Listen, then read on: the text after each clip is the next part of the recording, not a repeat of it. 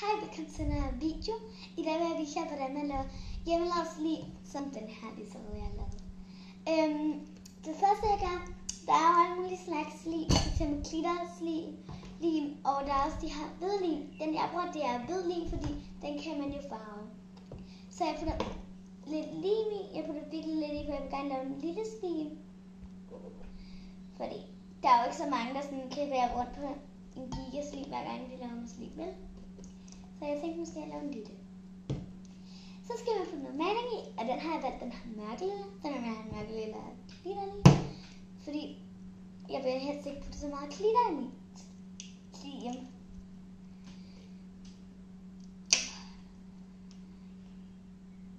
Putter jeg lidt lilla i, lidt meget lilla, fordi jeg elsker mørkelilla.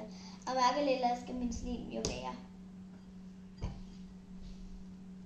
Så prøver jeg den her slags aktivator. Jeg ved godt, det ikke hedder aktivator, men den prøver jeg simpelthen bare.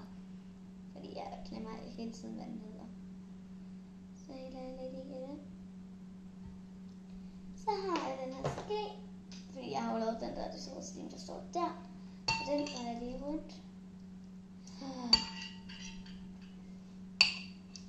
Er den ikke fed? Ser rigtig godt ud. Det var lige præcis den mørkelilla, jeg gerne vil have. Jeg vil ikke have sådan en her lidt af. Jeg vil gerne sådan en flat lille. Se, den er slet ikke klar nu. Okay, bare ramme ind. Mere aktivator. Så puttede jeg lidt mere aktivator, hvis I har rørt ved jeres, og den smitter af på jeres fingre. Så er det ikke et særligt godt tegn. Så skal jeg putte mere af det der aktivator, som jeg kalder det. Det hedder ikke aktivator, det hedder Elmers, tror jeg det hedder. Det der står i hvert fald på pakken. Og det var en irriterende lyd, den der.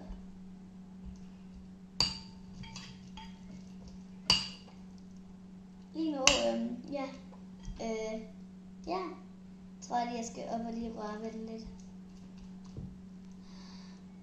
Så jeg siger, den er flot allerede. Jeg synes i hvert fald, den er lidt af. Ja, den er jo forrørende. Slet ikke klistret eller hvad andet. Så gør man sådan, at man bare sådan mixer den, og så kan man putte i nogen slim. Jeg tror i hvert fald, det er der. I hvert fald med den, man bruger den her slim med. Så bliver den helt våd efter, så man skal rigtig, røre den ind, sådan så den bliver god. Min mor, hun kan ikke så godt lide sådan klistret slim, så hun har lavet sådan en her helt fast slim. Det føles som om, den er helt alt for meget aktiveret, den er overaktiveret. Den er helt hård, og den her, den er bare sådan perfekt blød. Som en numse, baby barnenumse. But.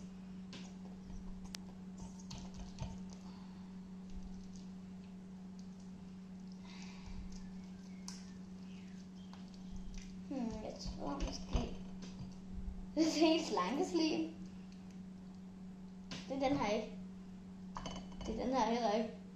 Den her. Slankeslim. Slankeslim.